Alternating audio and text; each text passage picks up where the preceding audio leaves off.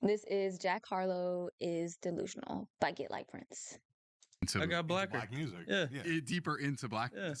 So was that conscious? Was that a little twist on the typical move that white rappers make, which is to retreat back into traditionally white sounds? It certainly made what I already wanted to do even more appealing. Mm-hmm. Absolutely. Because you like pushing that boundary, that line?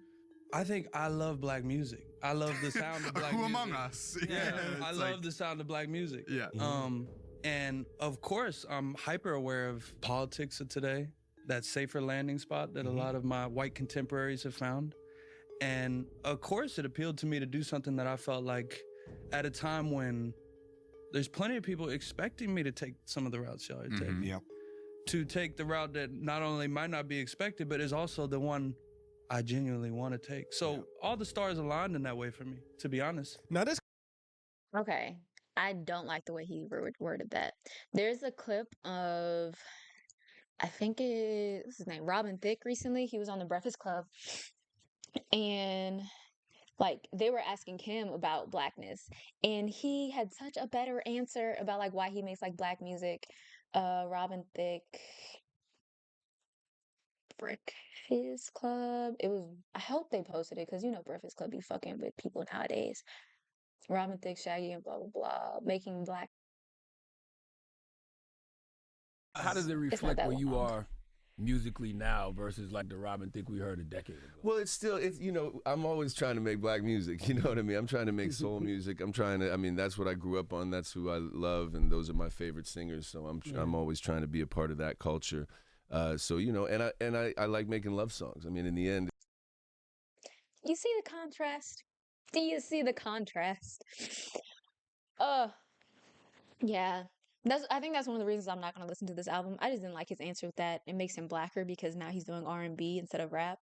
What are you talking about? Or what did he call this album? Neo Soul? Baby, where's the soul? Where is the soul? Um clip right here done got the internet in an uproar. A lot of people talking about Jack Harlow right now. Some of this conversation good, some of this conversation bad. Because Jack Harlow is this white rapper. He sat down and did an interview with two white dudes where they talking about why he switched from black music to blacker music, if you get what I'm saying. He didn't make the normal switch you see a lot of these white artists do who come into hip hop. A lot of white artists, they'll come into hip hop and will thrive off black culture, will thrive off rap music, will make all of this money, build all of this attention, build this brand off black culture. Then at some point, they'll just get away from it. They'll switch. They go to country. They go to pop. They go to rock. They do whatever they want to do. Machine gun. That is true. I wouldn't say like I don't like how he answered that question the reporter asked. However, he didn't do what the like Post Malone does. He didn't go to a white genre afterwards. He just stayed in the pocket. Kelly, prime example.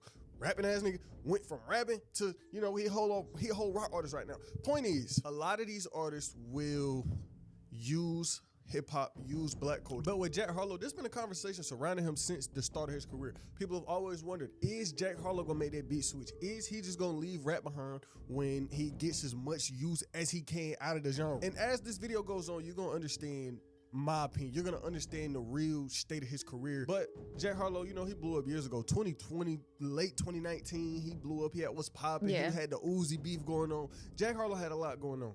He starts building up his beef career. with He Uzi? becomes a really big artist. He was making hits. He was making #1 songs for a long time.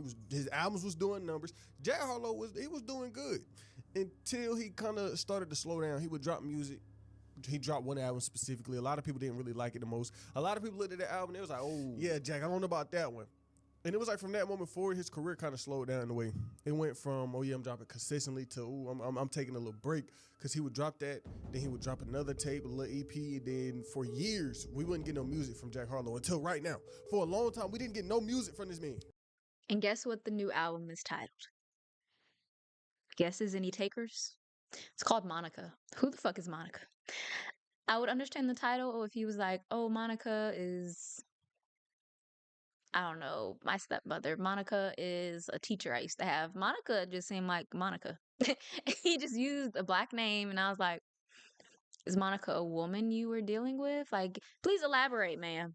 I need to know. And I think this did a lot of damage to his career because hip hop today, you have to be in front of people all the time. It's only a few artists who cannot be in front of the world and still grow an audience or still have people interested in what they have coming next. But Jack Harlow wasn't one of them artists. Jack Harlow wasn't the nigga that can disappear from music for a long time, come back, people still care. People stopped caring. A lot of people forgot Jack Harlow existed. That's why I made a video last summer called What Happened to Jack Harlow, basically. I talked about that. He disappeared. He slowed his career down, put it on a standstill because all of this attention he brought up, it's not all gone. Of course it's not, but a lot of what he was building, a lot of the momentum he had, he threw it away when he decided to take this break. So during this period where Jack was gone, a lot of people was kind of expecting him to pull a Post Malone, you know, oh, I'm rapping. I'm gonna go do country now. I'm gonna go do pop now. I'm gonna go do everything that isn't what I came up off. See, the thing with a lot of white artists, they'll come into hip hop thriving off black culture and then will turn around and leave it. They used us and got away. Post Malone did it. Machine Gun Kelly. There's really only a couple artists in hip hop right now, white artists that, you know, came in here, thrived off black culture, was really a part of the culture, was really a part of the culture, was really with us and stuck around. A lot of them will. If I can name that many. What, Eminem, Mac Miller. I don't know any other white rappers that stayed white rappers. Yeah, I think those are the only two I got. And then I guess Jack Harlow. But I don't know if his count because this new album, I feel like if you're gonna do a different genre, it just gotta be good. Like if it was bops on this music, people are like, oh, okay, like he switched, but like this shit fire. No one would care, but they're like, oh, this kind of ass. Like, why you just didn't stick to what you know? They'll leave. A lot of them go and they do what they want, but it's not always the case. Mac Miller, Eminem, two big examples. Mac Miller, before he passed away, he really loved hip hop a lot. Oh, That's okay, why yeah. he's so loved now, because he treated black culture and he treated hip hop with so much respect. So many other artists we don't see do that. A lot of niggas will leave and they won't pay their respect and they just try to, you know, treat it like it didn't happen. See, the thing with hip hop, it's a real low barrier to entry. Right now, think about how many ass artists we see today that are huge. My nigga, Too Slimy. I know y'all just seen what he got on Max Stream and played them niggas. And then he gonna get mad because they wasn't fucking with him. That's a prime example of hip hop having such a low barrier to entry. We letting bullshit thrive. You Too Slimy really doing numbers right now. Nigga, that's ear pollution.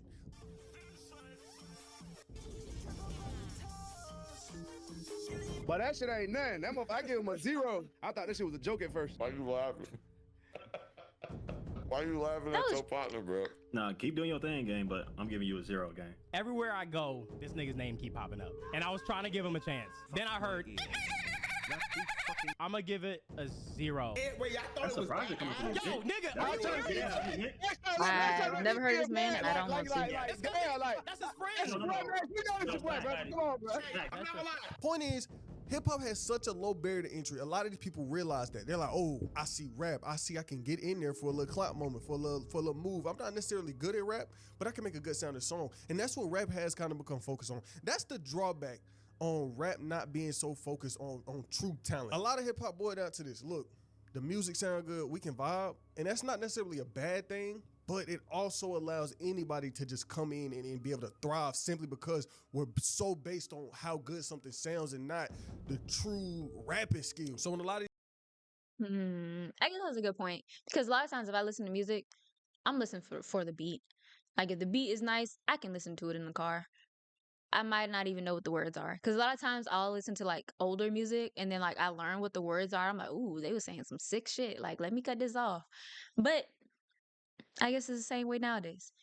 Now it's not like, but back then they was rapping good. Now it's just like, ooh, this is just all bad, all around bad. No rapping abilities. The beat's not good. And it's only like a portion of the song that has a good beat. Because sometimes I'll download songs off TikTok and then I go and listen to the full song on Spotify. I'm like, oh, this is trash. Like, let me delete this. Unlike it. these people see rap, they're like, oh, okay, I can make a good sounding song, and I know this community gonna eat it up. So that's what I'm gonna do. People take advantage of this. They come in here strictly for the purpose of getting a bag, getting money, getting this image, using hip hop as leverage to change their life, change their career. Yes, this is Jelly Roll. This is Jelly Roll with some braids, an iced out chain, and a 5X red tee, bro. This is when he was hanging with the Nagas. Okay, that 5XT, I think he was just a very big man. I don't think he was trying to fit into the culture. That's just probably would have fit him. I'm noticing a trend, right? Jelly Roll, Post Malone, Machine Gun Kelly, Kid Rock. They all started hanging with niggas. Kid all Rock was a started their rapper? career off as rappers. And then once that failed, they go to either country or rock and roll. They all use black I didn't know culture, that. black American culture to get ahead in the music business. And once they are established, that's when they go to their true selves. They be using and abusing black Americans, bro. Heavy. This is a case study on white artists who use black culture for clout and then drop their black Ivy costume Lee? once they profited to return to their Oh, white the Ivy audience. Lee. Take Miley Cyrus, who put on a full urban persona during the promotion of her Bangers album, only to harshly criticize the hip-hop genre once she decided to go back to teeny bopper pop music. Post Malone has also been accused of cultural appropriation, especially in remember light that of an era. interview where he said that if you're looking for real emotions in music, you shouldn't look for it in hip-hop. That couldn't be further from the truth because hip-hop has a rich history of storytelling. Now, I agree that some hip-hop lyrics can be vulgar, but vulgar lyrics have never been limited to black culture, as you can find them in heavy metal, rock, and country songs as well. People like Justin Timberlake and Post Malone have traded in their gold chains for cowboy hats, and they give the impression that they're not really interested in I the forgot black about Justin audience Timberlake. any longer. People are assuming Jack Harlow might go down the same path after he performed an Elvis song with a live orchestra at his latest show. I think it's okay for artists to try new things, so we'll see how his career plays out to ensure that he wasn't just using hip-hop as a stepping stone into something else entirely. And with Jack Harlow being white, like I said, people was thinking he gonna hit the switcheroo. He gonna come in, get his clout, get out, but he didn't. But the thing with me is, look, I'm not one of them people where it's like, oh, if you're white, your opinion on hip hop doesn't matter, or you can't be a part of the culture. Nah, if you're a part of the culture, you're a part of the culture. But a lot of these people will come in here with ulterior motives, not real love for the music, not real love for what we got going on. And the thing with hip hop, we are always so open to allowing people outside the culture to come in. Think over the past few years, we had Ian, we got Netspin, we got Post Malone, Jack Harlow, a lot of people outside the culture we let in. And it's like, oh, if you make good music, Who's that person you on make the good end? music. But when it Who's comes this? to black people trying to be accepted into other genres, it's always a problem. Think about how many times that has been a problem over the years. Think back when Lil Nas X was blowing up. However you feel about him, it doesn't matter. When he blew up, he had Old Town Road, right? This was a country song. But when it came out, them white folks, Billboard, the charts, they was mad as hell. They was like, oh, this is imitation. This is parody music. This ain't real. That's facts. People didn't even accept it as a country song until Billy Ray Cyrus got on that bitch. They was like, nope, he's black. Gotta be rap. What? Country. And it got to a point where real country artists, Billy Ray Cyrus had to step in. He was like, bro, y'all not finna play with this nigga like that. This a country song. So he got on there. Now that it's a country artist on this song, all of a sudden it really want to be some country music now. We see this time and time again. Anytime a black artist goes into another genre that's predominantly white, niggas always got a problem with it. It's always an issue, but so often we allow anybody, not even just white, we allow so many artists to come in and be a part and be with us. Bad Bunny, for example, that nigga, if you look at his old music, what was he trying to do? It was pure Migos imitation. Me and my boy was just talking about this last night. But Atlanta Magazine will write this all the way back when this Old Town Road situation was going on. Old Town Road made national headlines in March after it was removed from the Billboard Hot Country Songs for not, quote unquote, embracing enough elements of today's country music. Critics pointed to the song lyrics as proof that the country trap song was a parody that shouldn't be taken too seriously. But Billboard's decision quickly sparked conversations about keeping it among industry insiders and fans alike. Last month, Lil Nas X commented on a moment telling Teen Vogue this: you can have your country song with trap elements, but if it's known by country artists, then it's allowed. A black guy who raps comes along and he's on top of the country charts. It's like, what the fuck? Hell, another example. Take Shabuzi, for example, a black man who broke in the country. He took over the country charts for a long time. All right, so I assume everybody knows who Shabuzi is. Someone pour me up another shot of whiskey. Banger. Banger. So Shabuzi goes and makes the biggest country song in the world. The biggest country song since Old Town Road. Gets nominated for Single of the Year at the CMAs. They even have him come and perform. And during the entire show are making jokes with his name in it. Like talking about, oh, Cowboys kick Shabuzi, like talking about they kick ass, like saying that his name sounds like booty. Mind you, Shabuzi is a play off of his last name, bro. They're like making fun of his name. Here's the icing on the cake, though. You'd think this song would be a fuck up to pick for Song of the Year. easily the most streamed song, has been #1 in the charts for months now. Nope, he lost. He didn't win Song of the Year. Somehow, the song with 1 quadrillion days didn't win Song of the Year. This is 1 year removed from Beyonce having the biggest country album almost of all time and still not winning an award. I don't even know if I have to call them racist. They seem like they're doing it themselves. Now, Shaboozey ain't a dude I can really defend because he done did a little bit of questionable shit over the past few months. He pulled something we see a lot of people do. Streamers, artists, anybody with a little platform, they always love to go against Black Americans. People, Cassinet, for example, he done did this many times. He's always going against Black Americans. He always trying to make it seem like we have no culture and we're less than him. That's a lot of conversations we see a lot. And Shaboozey went down this route. He would go to the Grammys. He won his award. He would get on stage and say, I do this for the immigrants. I do this for the immigrants that built America. My music is for them, which is insane to say because y'all know the real lore behind this country. I know who was locked up, who was slaves for a long ass time. Point is, he said this. And without digging into that and making this video something that it ain't, because this video is about Jack Harlow. He accepted a country award. Do you know who really created country music? Not immigrants, not white folks, but Black Americans. So for you to be accepting a Black American award and to say that while accepting this award is kind of crazy. Even though country may be dominated by a lot of white people today, that don't change the fact that we know who created this shit. Anyways, back to the topic at hand. So often we see Black people not be accepted into other cultures, yet we so often open our arms. And that's really why people get so much backlash when they make these little weird moves. And that's why it hurts so much, because damn, we open up for y'all. We let y'all come in here, be a part of us, be with us, sit by our side. But now you just saying fuck the culture. Now you just like, oh yeah, I use this to get in. Jack Harlow saying that he got blacker after making his dog shit R&B album just proves everything I've been saying about white rappers. Dog shit. I haven't listened to it. I'm gonna be honest with you. I have not. However, I did. Someone. I forget what I was watching, but they mentioned that you can't just download the album regularly. You have to buy it to listen to it. And I was like, oh, that's how they got you. Like they wanted you to buy it because they knew it was trash. Like you can't just preview the songs. No, you have to buy that hoe first. And I was like, smart. You knew it was trash. You had to get people to buy it somehow. This entire time. These people exist to commodify our culture and turn it from something that's inherently subversive and radical to something that's sterile and marketable.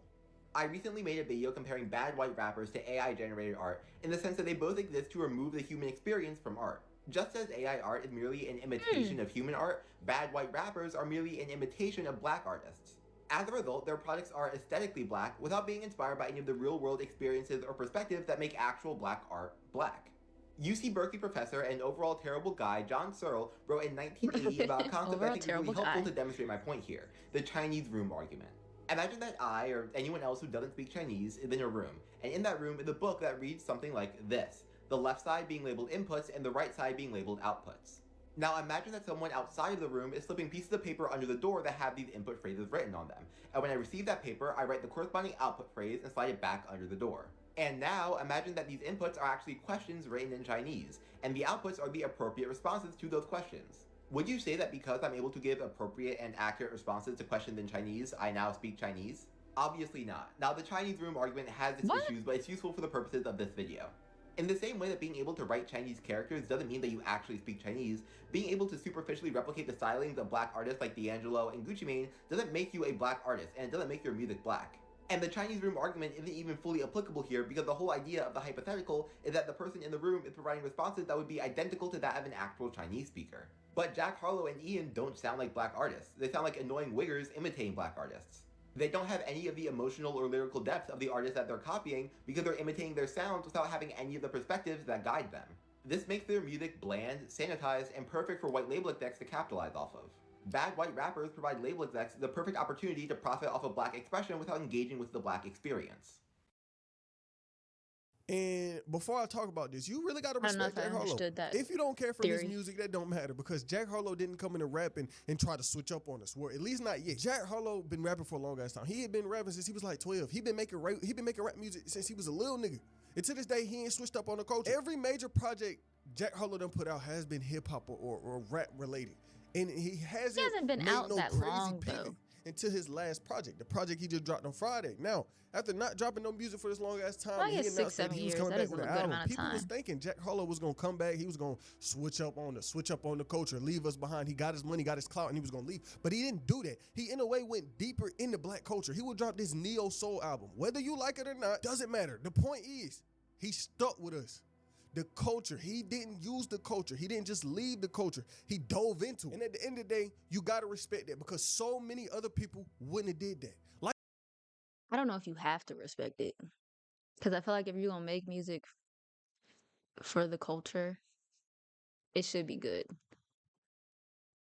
Like I've heard a lot of people say it's like it sounds like it's supposed to be good. Like not even how it sounds like he sounds like he's trying to be black.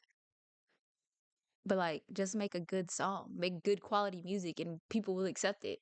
And you don't have to try to be black. Like even his album title, Monica. Who is Monica? That's what he should have said. He needs to explain to us who Monica is. like you heard in the clip, so many other people would have went into a more white genre. They would have when it did pop, when it did country, when it did whatever. EDM. Also, if you go to those other genres, people are not mad if it's good. Like it just has to be good. Like if you gonna go to R&B, make it good. If you gonna go to pop, make it good.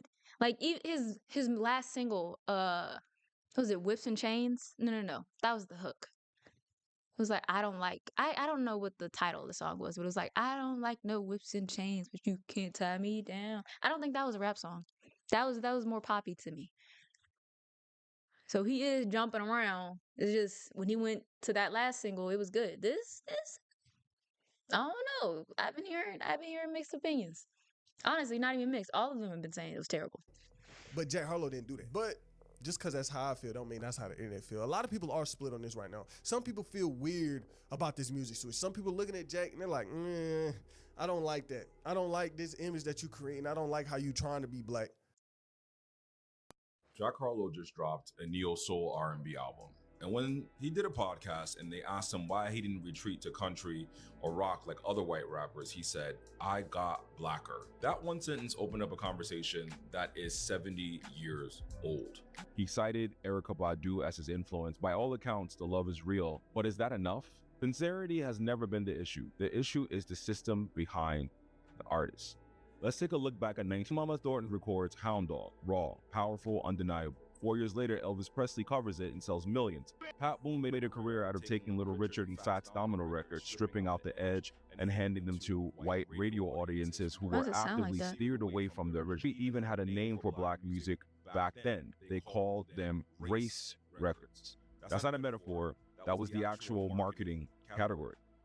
Moved to the 60s and 70s, Berry Gordy built Motown, specifically as a correction to this, a black-owned label to get black artists paid and heard on their work. But even then, publishing rights, distribution deals, and radio payola meant money still found ways to flow away from the artists who created them. By the 2000s, it's the best-selling genre on the planet, and white artists have started arriving. Eminem, legitimate, credentialed, backed by Dr. Dre, but still somehow the most commercially successful rapper of all time. Vanilla Ice fabricated his entire background and lifted a baseline without credit. Iggy Azalea got nominated for Grammy Awards over black female rappers who have been doing the work for years. So back to Jack Harlow. Does Iggy make music in general anymore? Like, did she switch up or she just left? The critique isn't really about him as a person. It's structural. Black male R&B artists have been making this music for decades, and they don't get the same press runs, the same playlist placements, the same Grammy consideration, or you guys making posts about them. When a white artist steps into that lane, the industry often opens doors it kept shut. That's not about talent. That's about how this business has always been. And invitations to the cookout have been suspended indefinitely. Jack Harlow recently said, I got blacker. I got blacker. The first comment says, if everybody wants to be black, who gonna be the white people? Because Jack Harlow went down to the beauty supply store and picked up a 1996 Neo, had the 2005 B2K glasses, and dropped an album called Monica. Now, some people are saying in the clip I just played, he was admiring black culture and art, and that he just wanted to make an R&B album. But I do understand why people are skeptical, though, and are talking about cultural appropriation, because it does seem like there are white artists who go through a blackness phase. You remember Blackiana Grande? I'm like, bitch, that's my cookie, that's my juice, okay? Carry on. Thank you. Next. Miley Cyrus notoriously had a black phase, and then she went right on back to country. So the reason people are saying it's a black phase is because they'll come out, do hip hop, and then they'll drop that little black scent that they have and go back to whatever genre of music they were doing before, country, pop, whatever. So it can definitely feel like they were just trying on or auditioning blackness, if you will. But ultimately, as an artist, I do think it's more than okay to experiment with genres, but saying my music got blacker, of course, everyone's going to come online and get their jokes off. Now, with that clip, I don't think Jack was really trying to be super disrespectful. I think it was a joke. A lot of people don't like the joke. I do but think y'all he know is who Jack sarcastic Harlow in is. He's general. been this comedian, So it trolling probably type was a dude for a joke. long time. He'll say something and it'll be a joke. But what he said there, I don't think was necessarily so hurtful. It wasn't like, oh, I'm really black. It was, damn, I'm feeling blacker musically. I enjoy this music they create. I appreciate their work, and I don't want to leave it behind. I want to pay my respects. I want to do what I do. But how do y'all feel about this? How do y'all feel about the whole Jack Harlow situation? I think the way he phrased it is just weird. I got blacker. You're still white, sir. You're still white.